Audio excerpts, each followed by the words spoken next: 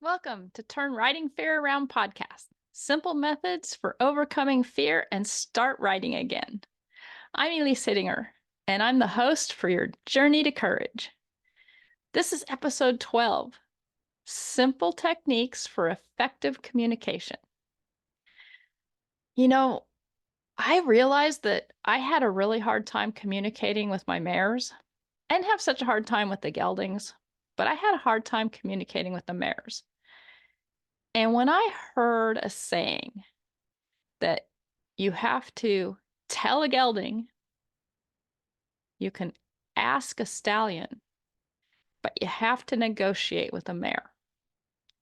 And really, that changed everything for me in how I look at my horses and communicate with my horses. Every horse is different for sure. I mean, there's no two horses alike in how they communicate. But watching the herd dynamics, body language is so important. Horses communicate with their entire body. If somebody gets a little too close, they'll pick up a hind leg, they'll swish a tail, they'll pin their ears. If the other horse ignores it, they will bite, they will kick. Well, as humans, we don't have a tail to swish. We can pick up a foot to act like we're going to kick, but it's kind of odd. So I started using a dressage whip with a flag on the end of it.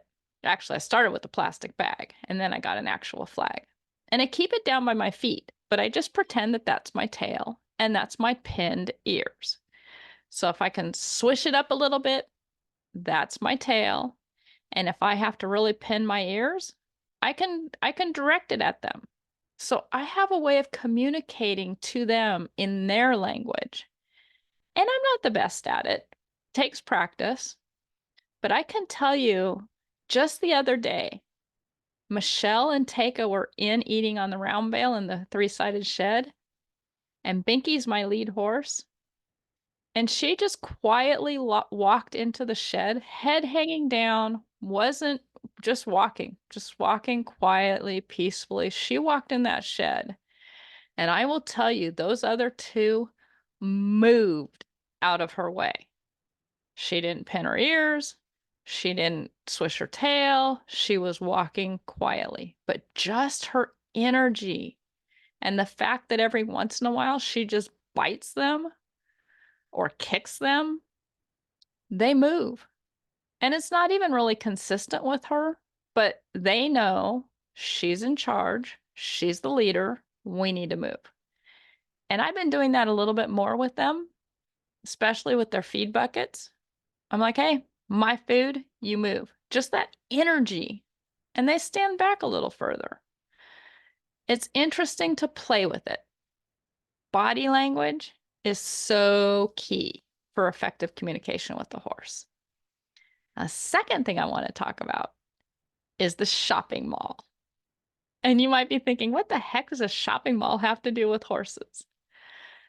Well, I had an epiphany one day when I was asking my horse to pick up a foot and they just weren't picking it up. And I had the epiphany that if you're in a shopping mall with your friends and you just stop and look in the windows and they go on, that's one way to communicate with them. You're just saying you're not interested in what they're doing. Or you can say, hey, let's stop and look in this window together.